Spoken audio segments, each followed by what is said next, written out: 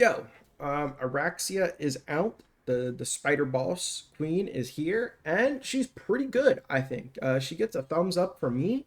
I think her whole kit, when used together in tandem as like one big happy spider uh, colony, I had a little stroke there, is very good.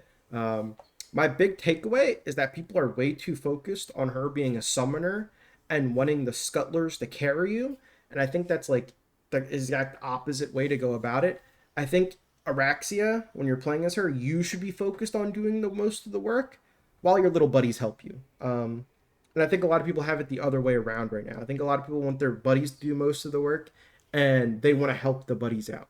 So I've been playing her the other way around. I have tried mixing around some like Scuttler only builds and playing around them, and it's a lot of work for like very minimal, uh, upside IMO, and it's not very fun for me. I know fun's subjective. Obviously, there's no best way to play this game, but just sitting up here invis the entire time and just trying to spam abilities to get the scuttlers to do literally anything of value.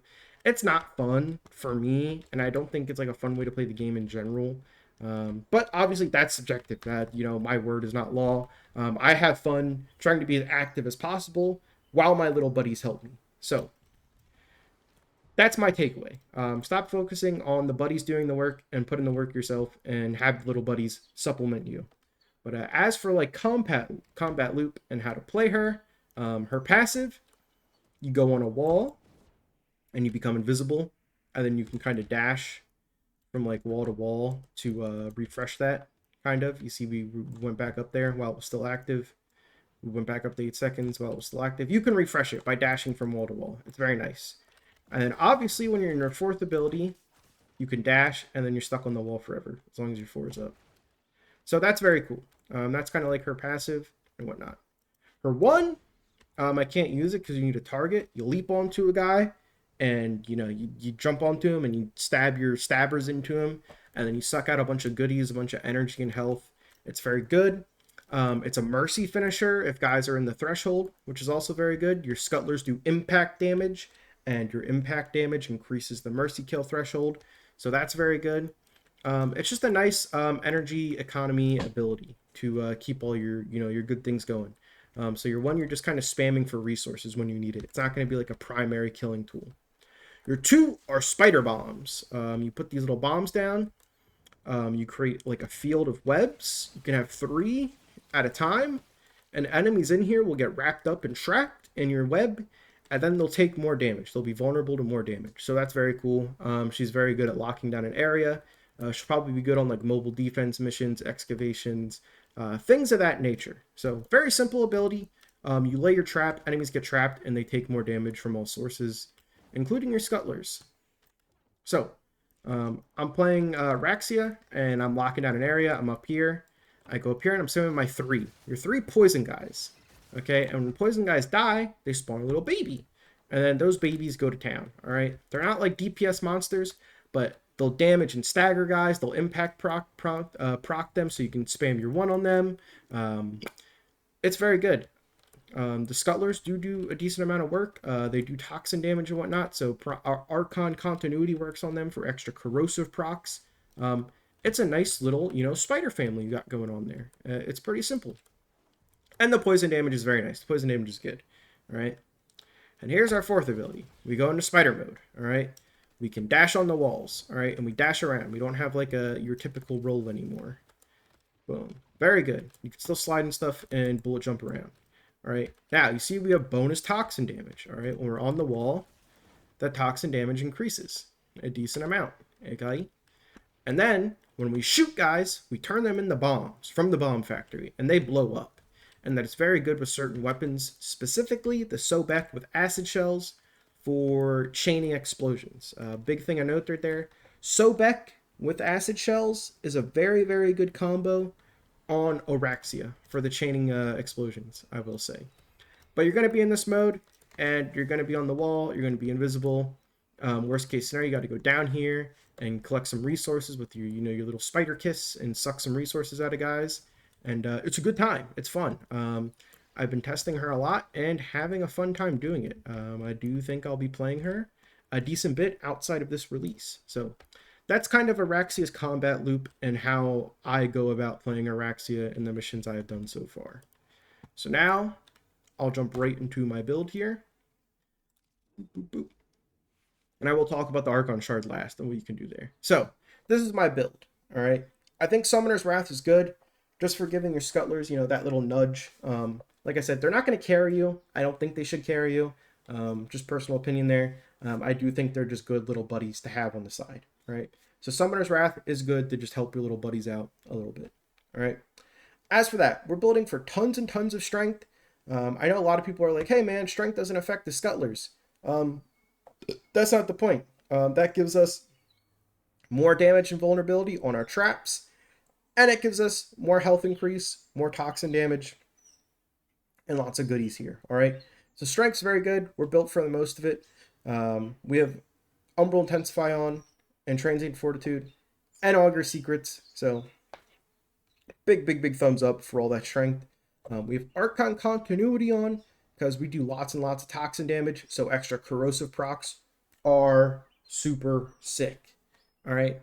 As for that, I am spamming my poison a lot. Poison.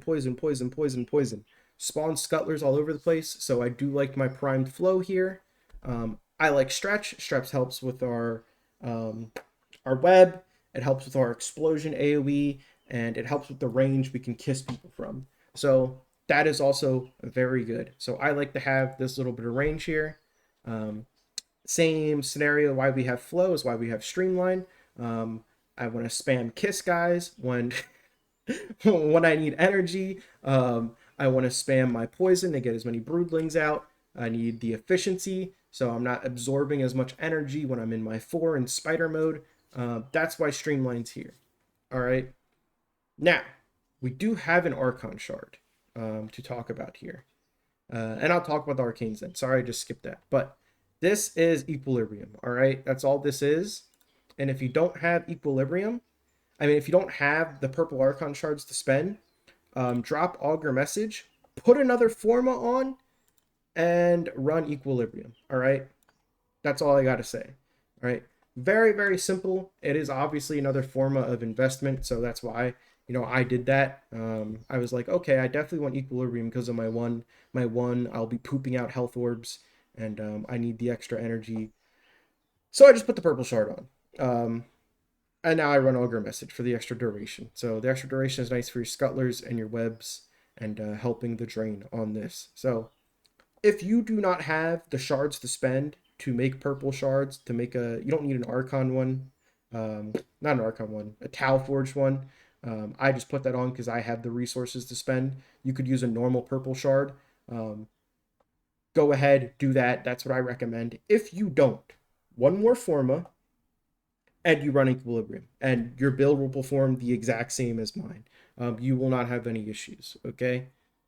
As for the Arcane slots, we are scaling our health out the wazoo, so I like Arcane Bellicose here. And because we don't have any energy issues, normally I'd run Energize on like a casting spammy build. We don't have energy issues because we are running the Kiss ability. We're pooping out orbs out the wazoo with this thing. Almost 5 orbs a drop when we have augmented stacked more. So it's very good. We're going to have tons and tons of energy.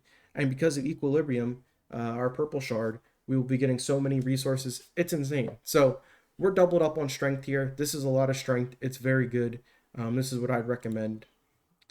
Fun things to note, I was hoping Arcane Trickery would work on her 1 because her 1's a finisher. It does not, sadly. I wanted to do like infinite invisibility with her 1 and not have to like latch onto walls ever, but it didn't work. So as for everything else, you could really run whatever. If you wanted the health tank as Araxia, you could run Arcane Grace and Guardian and then slap Adaption into this build as well. Arcane, I didn't like this because the way this works is you stack it up and then you cast and then you lose your stacks, stack it up, cast, you lose your stacks. I did not like that at all. I did not like the way it felt, and her scuttlers aren't even that good to begin with for me to warrant using this over the other 2 that I have. So Arcane Avenger, that's cool. She can afford to take a damage every now and then. Arcane Aegis as well would also be good. I mean, you could do whatever here, to be honest. Arcane Blessing would be good. If you don't want as much strength, you do poop out health orbs out the wazoo. So like you will stack this really easily. You could do like a blessing and augmented setup and be fine. Or actually, blessing and bellicose would actually be pretty good together if you wanted more survivability. And then I'd probably put adaption in here somewhere. But that's my build, and that's like my recommendations. As for other upgrades, which is always Archon shards, just go to town with green shards. 2 greens for max corrosive stacks for armor stripping. The 1 green that gives you bonus damage on enemies affected by toxin. And then, yeah, and then a casting speed shard. That's what I would do. Equilibrium shard, 2 corrosive greens, extra damage on toxic and affected enemies, and then a Tau casting speed shard. That's what I would do. That would be set in stone for me if I wanted to make, the Giga Oraxia of Doom, a max investment Oraxia. That would be my goal. All right. So that's all the Oraxia stuff out of the way. That's her build. That's her arcanes. That's her combat loop. Yada, yada, yada. Let's talk about loadout. All right. You want to turn as many enemies into bombs as possible. You want AoE, chaining beam weapons, or something that just hits lots of guys as any way possible. All right. So, as I said, the best one, Sobek here. All right. The Sobek with yada yada yada acid shells. All right. This is insane. I've used it. I've done it in mission. I was blown away by how good this is. It's nuts. Now, I know this acid shells mod can be a little pain in the rear to get because you have to farm Kella Dathame for these Grenier weapon augment mods. So not everyone has this. I know it's hard to get. Other options, okay? Like I said, let's swap weapons here. Literally any AoE weapon, any chaining beam weapon as well. I'm gonna use the Tonkor because just I don't know, I like the way it looked with Araxia holding it. I was like, this looks pretty neat. I'll use the Tonkor, but literally anything that does explosion damage and hits many guys. Strun Latron bouncing balls, Boar beam weapon, Tord beam weapon, the Vermisplicer kit gun, the Kuvazar, the Kuva Brahma.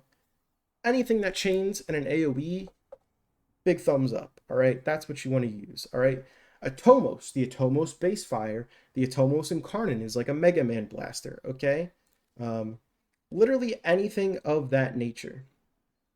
What other beams are here? Ocucore would be good. It has kind of limited range when you're in the sky, so that is also a note. The Catabolus would be really good. The Coda Catabolus specifically. Tenet Cycron. What's the other kit gun that I like? The not the Catch Moon. Oh, what's it called? The one that shoots eggs. Oh man, I'm gonna punch myself. I call it the Exploder. The Spore Lacer kit gun. That would be good. Furus beam weapon that shreds through like hordes of enemies. That would be good. You want to hit as many people as possible. You want to be the bomb factory. You want to turn as many enemies into bombs as possible when you're playing Araxia, and you'll have a good time. All right. What else do we got here? Any other big recommendations? The Sikaris or the Loadout, they do have the ricochet rounds. It's not bad. Anything else that I recommend? Zylok wouldn't be terrible. It is an AoE weapon. The Nucor, good chaining weapon. Yes. All right. Huge W. Tenet Plink's Fire. Yes. Okay, yeah. So when you're building your loadout for Araxia here, you just want to hit as many dudes as possible, all right? Use a chaining beam weapon, use an AoE weapon, use the Sobek with acid shells if you want to be like Queen Araxia, all right? That is like the big one, okay? But I'm just going to be using a Tonkor here just because most people might not have the acid shells mod. It does come around for dog days. Normally, Nakak and Cetus does sell the Caladathame mods for pearls when that comes around during the summer. So pay attention to that. That's how you can get your Sobek with acid shell super easy. As for companions, I don't really think it matters, to be honest. Nothing insane. I'm just gonna run Death Cube for more energy, more resources, just because I don't like running out of energy whenever I'm playing these missions. And yeah, you could really run whatever. There's nothing here screaming, Oraxia, use me, Oraxia, use me. So like, use whatever you want here when it comes to that. But those are my big loadout suggestions there. Use beam weapons, use AoE, use Sobek with acid shells. All right, you got it. So that's everything. That's Araxi's combat loop. I did the little showcase. I talked about my mods, my arcanes, Archon shard upgrades you could do, um, my weapon loadout suggestions. That's it. It's time to jump into a survival mission as Araxia here and go to town and set up our little, web of traps and whatnot. So I'll see you there. Survival time. All right, it's time to Araxia up and be a spider. I like to go invis first, and maybe we'll try and trap this room down. First, we got to get scuttlers going, and we also got to kiss guys, and to get our resources going. There we go. Kiss, kiss. There's the mark above their head. Kiss you. Kiss, kiss. Okay, we're full on energy. Now it's time we go spider mode. We'll start placing some bombs down. And then I think this should be it. I think we're like set. We are set up to do Araxia things now. I'm stuck. Oh yeah, and when you're in Araxia mode, like I said, AoE weapons is super good. When you're in spider mode, you're immune to status effects. So that includes knockdown, like this. Yeah, so more reason to use AoE weapons on Araxia. And then, yeah, I do have Prime Firestorm on my Tonkor, but you do see the extra blue ability damage. Those are my, like, bomb explosions. Boom. And we are going to town here. Oop. Boop. Very good, very good. We'll go up here. We'll actually do some real Araxia shenanigans here. Look at that. I like the auto-targeting on the spines. Very good. And like I said, the Kuva Sobek, absolutely nuts with this thing. With this Warframe. Called her a thing. A little rude. But yeah, we're big chilling. Once she gets rolling, the only thing we really have to do is make sure we're staying on top of keeping our energy up. And then I'll have to recast spider mode once we get max augmented stacks. But yeah, if you look at the mini map, we have scuttlers galore just doing their thing.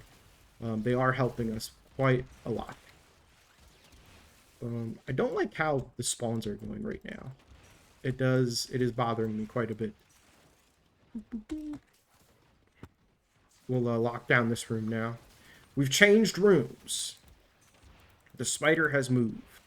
But I know, she's very good. I think she does the whole brood mother thing very well. She's definitely... I know a lot of people wanted the whole I sit and let my babies do all the work thing to work. I'm kind of happy that's not the way she is. Hot take. I do enjoy playing her like this much more. Hello? I think we're just killing enemies way too quick. And the scuttlers are kind of stopping them from filling in. Which, killing enemies too quick, it's a good problem to have. Oh, I'm out of spider mode. I had to accidentally recast it. Get our scuttlers going again. We're at 64% strike with Bellicose, which is very nice.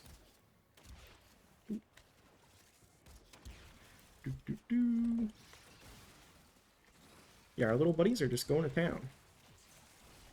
We are killing them so quick. Faster than we really should be. The explosions, the AoE, the scuttlers. They do kill guys off to the side every now and then. They do get their moments. They aren't bad whatsoever. But they are more just chip damage friends. They aren't carry you friends. So that's important to note. And like I said, this is even crazier with the Sobek with acid shells. Note that. But obviously, I know Saren does that very well. I know. We're like at what 60 plus frames, right? Is it 60 plus now? I don't know. Listen, there's gonna be crossover. All right. At this point, we're just fulfilling power fantasies that aren't yet in the game. It's kind of hard to avoid similar power crossover. Like, if you wanted to dumb down, Araxia for a 5-year-old, she buffs toxic damage and makes you do hella AoE. That's just Saren. So, like, if you wanted to be like that, I get it. But she's cool. I enjoy her. I'll probably use her a lot. Um, I do enjoy the spider mode. I do enjoy, the dashing on the walls, trap these guys. Boop. And we're having a good old time. I mean, I can't complain. Boop, boop, boop. I know people wanted more from the Summoner Fantasy, but I'm happy with what we have here.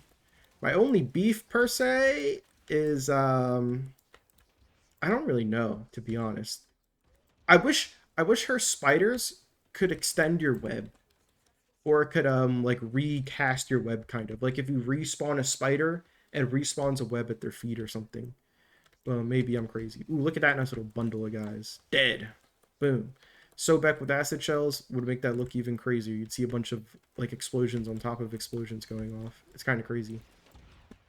Boop, boop, boop. Where's Vor at? We gotta spider him up.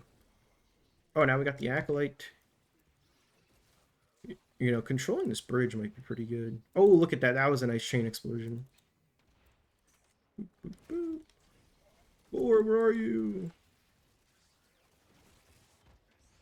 Where's the Acolyte at? Oh, he's dead. I don't, I don't know where that happened or came from, but the Acolyte is dead. Boop, boop, boop. Yeah, but Araxia, very good. I give her a thumbs up. Maybe not 2 thumbs up. She's definitely slow to do anything, I will say. Kind of like the Lavos problem. If you've played Lavos, Lavos is really good, but Lavos is like slow to do anything. He takes a while to get up and running and going. Boom, boom, boom. But he is still good and fun. I will probably be using Araxia in like, my Omnia Fishers and stuff. Just like lock down an area in survival. Or Omnia Alchemy missions. Lock down the alchemy area and just, chill.